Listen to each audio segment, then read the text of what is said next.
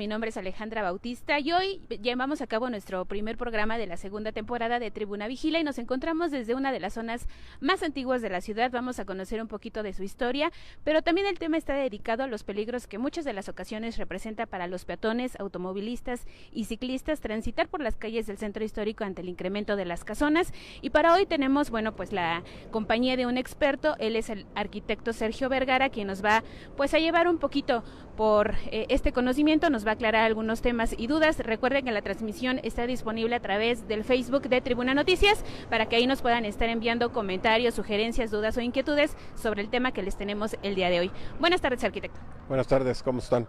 Pues muy bien, muy agradecidos de que nos acompañe este día y quisiéramos que nos comentara un poquito de dónde estamos y qué podemos ver en esta zona de la Angelópolis, que muchos recorremos a diario, pero que poco conocemos de su historia. Bueno, yo creo que lo más interesante es que estás en el lugar fundacional de la parte de la ciudad. Aquí, por ejemplo, viene la calle Real, que esa calle es la que venía de Veracruz. Ahí llegaba toda la gente que venía al valle, debo decir, del Huitzilapan, que era el lugar sagrado, a hacer sus ofrendas o a entrar a la parte de donde eran los pobladores indígenas. Entonces de ahí se empieza a conformar. Hay que recordar que Puebla se funda en 1531, pero nadie o pocos se imaginan que aquí fue el lugar del primer, era el centro de la ciudad, la plaza, el Zócalo. Luego allá enfrente, en la Casa Amarilla, que vemos que ahora se llama Casa Aguayo, era el lugar donde estaban los gobernadores indígenas. Había 5 gobernadores indígenas, aparte del gobernador o el presidente, podemos decir, de la ciudad. Enfrente, si caminas y lo ves, está muy interesante, porque además es hasta un poco diferente de lo que conocemos. Al frente, allá, se ve la Iglesia de la Cruz, que es el lugar donde se repartieron las tierras, donde a cada grupo indígena le dieron su tierra para que fundara su ciudad, a los huejotzingos, a los tlaxcaltecas, a los de Cuauhtincha. Entonces ahí le dabas el nombre del Huejotzilacalpan, el Tlaxcaltecapan, y ahora les llamamos barrios. Ahora es el barrio de la Luz, el barrio del Alto. Y enfrente sí le mantienes el concepto de lo que era el Cabildo Municipal. Ese edificio naranja que ves ahí al frente era el Cabildo, podemos decir, español. Entonces aquí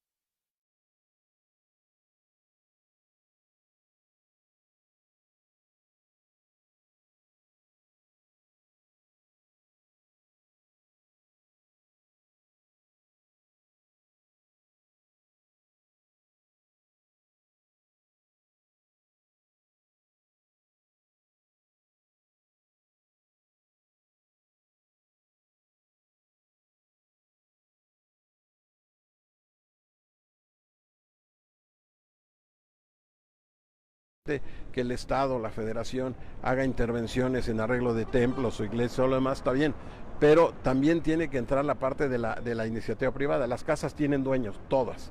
Entonces automáticamente pues tienen que empezarles a invertir, tienen que empezarles a arreglar. Hay un proyecto donde se quiere que la gente vuelva a regresar a vivir al centro histórico, y ahí es donde se tienen que dar las facilidades para que la gente haga ese tipo de de arreglos y otra vez vuelvas a ganar la parte, podemos decir, de las historias o de las tradiciones. Por ejemplo, esta zona, pues podemos decir, la casa que fue el gobierno indígena, la Casa Aguayo, pues ya está arreglada, porque ahí está una oficina. La casa donde estaba el antiguo ayuntamiento está arreglada.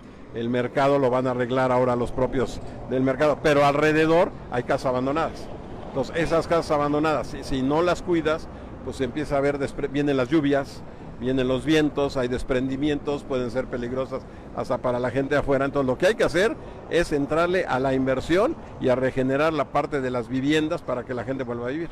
Vimos que en esta zona, porque por ejemplo esa iglesia, la fachada de este edificio, no estaban así, hubo un trabajo de rehabilitación y bueno, hoy tienen una cara distinta. Es lo que digo, hay gentes que después del sismo se creía que les iban a abandonar más, no, les han por ejemplo esta casa de la esquina, la que está enfrente de casa, ahí luego se ve cómo la están arreglando, entonces ya le están poniendo otra vez sus balcones, todo se cayó, ya lo están volviendo a arreglar y le van a hacer va a haber una inversión ahí de un hotelito con mixto, donde va a haber vivienda, hotel, cafetería, y entonces tú vas generando esa parte de inversión. El chiste es que haya inversión. Ahora, no toda la inversión la puede hacer el Estado, tiene que haber también la inversión privada, sino cómo generas ese tipo de elementos de rescate de la ciudad. Actualmente, arquitecto, ¿cuántas casonas del centro histórico están en riesgo de venirse abajo? Vemos que se apuntalaron algunas estructuras, pero bueno, pues otras siguen ahí, o sea... Yo creo que aquí el reto, pues que tienen las propias autoridades y todo el mundo, es rescatar alrededor de 200 casas, que son las que en un momento dado tienen un deterioro, que tienen una historicidad, tampoco la puedes cambiar, tienes que ligar entre la parte de la conservación con elementos modernos, pero también tienes que mantener la historia de la casa. Entonces ahí tiene que haber intervenciones, tanto intervenciones menores como intervenciones mayores, pero sí lo tienes que hacer, porque ahorita caminamos y como que nos acostumbramos otra vez a ver los elementos, pero puede venir otro sismo, puede venir algo, y entonces pueden venir otra vez lo que pasó, se vienen elementos de construcción de la casa, pues son elementos que no tienen varilla y eso sí ponen en peligro a la sociedad hasta que camina. Pues imagínense que un día pueda venir algo muy fuerte y una fachada o algo se nos venga abajo, pues esas casas se tienen que reestructurar y se tiene que darle un mantenimiento y se tiene que dar un uso.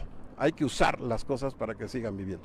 A propósito del tema, hablaba de la repoblación del centro histórico. ¿Cuánto tiempo tomaría esto? Usted ya ha estado en administraciones pasadas, ha habido proyectos importantes, pero ¿cuánto más nos tomará el tema? Yo creo que si se empieza y hay inversión, pues fácil, bueno, venir a hacer un rescate y una habitabilidad en el centro histórico, pues unos 8 o 9 años. O sea, no es de rápido, porque también no nada más es arreglar las casas, tienes que ver lo de los estacionamientos, pues tienes que ver lo del comercio, tienes que ver lo de la movilidad, o sea, hay muchos factores que se tienen que integrar para poder hacer que la ciudad, que la ciudad viva, o sea, la ciudad vive, pero también necesita de infraestructura, también necesita de servicios, también necesita de comercio, pues, o sea, son muchos factores lo que hacen que la gente pueda vivir en el centro histórico.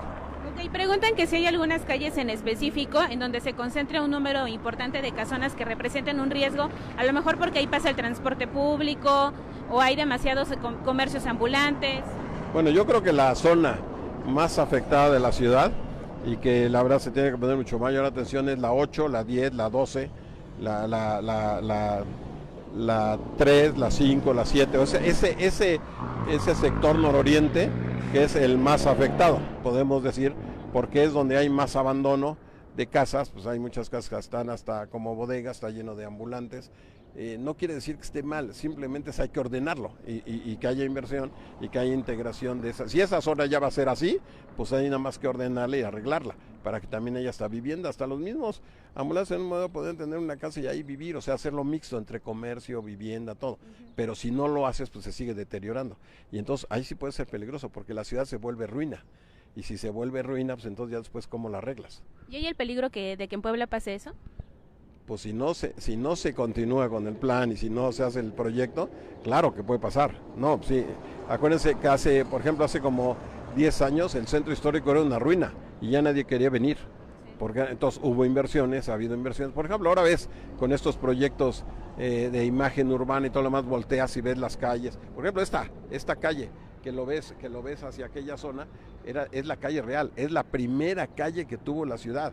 Ve el tamaño de la calle, todavía con los taludes, que en un momento dado eran como prehispánicos, era una entrada donde vivían toda la gente de antes de la fundación de los españoles. Entonces, ahora ya con el color, pues ya le das vida a la parte de la casa. Entonces todo esto estaba mal, estaba deteriorado. Bueno, ahora se ha venido arreglando poco a poco. Pero si tú te vas, por ejemplo, hacia la parte de atrás de este barrio, en el Alto, pues ahí vas a ver todo, está abandonado, destruido, ruinas. Entonces tienes que arreglar y entrarle a la parte de las ruinas. Nos pregunta que si es muy difícil para los dueños de las viviendas acceder a los recursos para poder, no sé, entrarle y también ahí pues ponerse, digamos, de la mano con el gobierno para intervenir estas casonas. No, fíjate que hay un recurso que lo maneja muy bien el municipio, es un fondo que tienes para la parte de inversión que te da, por ejemplo, hasta hace un año, lo tenía el Banco Mundial, donde a ti te dan a 20 años al 7% para invertir en el centro histórico. O sea, sí hay ventanas para hacer inversiones y además el recurso es mucho menor a lo que tú le pagarías de un crédito a un banco. Entonces ahí puedes entrar al recurso. El ayuntamiento te da tasa cero, o sea, no tienes que pagar licencia. Sí tienes que avisar y decir qué es lo que vas a hacer, porque hay que regularlo, pero no pagas licencia. En algunas partes, si tú demuestras que la casa es muy importante o es muy antigua, se te genera la parte del impuesto predial, se te ayuda con lo del agua. O sea, sí hay ayudas para que la gente invierta. El chiste es que le invierta y más hacia ahora lo que han dicho, que sea para vivienda. Pues muchas gracias por esta explicación, arquitecto. La verdad es que usted es conocedor del tema 100%. Y no sé si habría alguna invitación final a que vengan y conozcan un poquito también de esta zona que a veces pasa desapercibida. Yo creo que lo verdad hay que conocer a Puebla desde el lugar donde se fundó, caminarla, entenderla y saber que no nomás es una ciudad de españoles, sino también era una ciudad de barrios. Y eso es lo que te da una idea de cómo vivía el poblano y cómo puede vivir en la parte del centro histórico.